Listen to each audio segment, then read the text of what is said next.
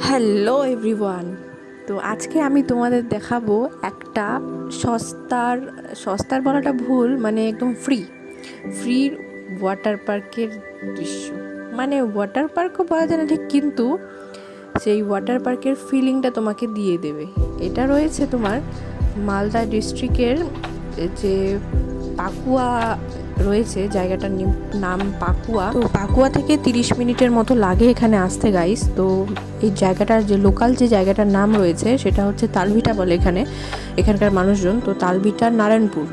তো দেখো, প্রথমে যে দৃশ্যটা আমি দেখালাম সেটা ছিল ওই সাইডে। তো ওই সাইড থেকে চলে এসেছি ওই সাইডে, আর যাইনি, মানে প্রচণ্ড স্রোত দেখতেই পাচ্ছ। তো আমরা এখানে তাই মানে যেখানে অল্প স্রোত রয়েছে তো সেখানে চলে এসেছি। মানে এখানে স্রোতটা যে অল্প সেটা বলাও ঠিক নয়, কেননা দাঁড়িয়ে আছি মনে হচ্ছে যে আমাকে প্রায় টেনে নিয়ে যাচ্ছে।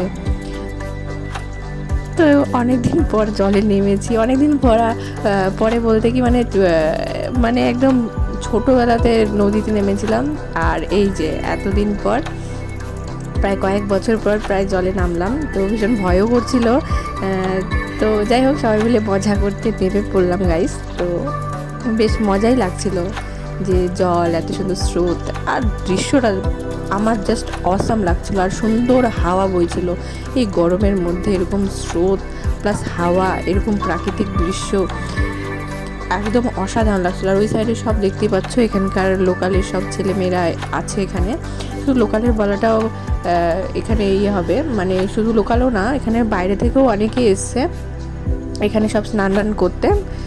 এখানে প্রায় রোজ দিনই এই দুপুর সময়ে অনেক লোক চলে আসে, প্রায় হাজার হাজার লোক চলে আসে। ওই সাইডে যে দেখতে পাচ্ছ ওখানকার দৃশ্য প্রথমে আমি দেখিয়েছিলাম।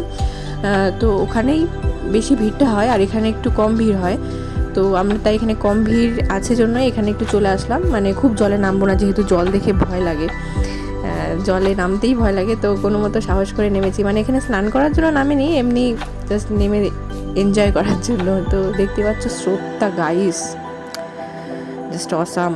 তো যাই হোক, তো আমাদের এখানে নদী দেখা হয়ে গেছে, স্রোত দেখা হয়ে গেছে, স্নান করা হয়ে গেছে। তো থ্যাঙ্কস ফর ওয়াচিং, বাই।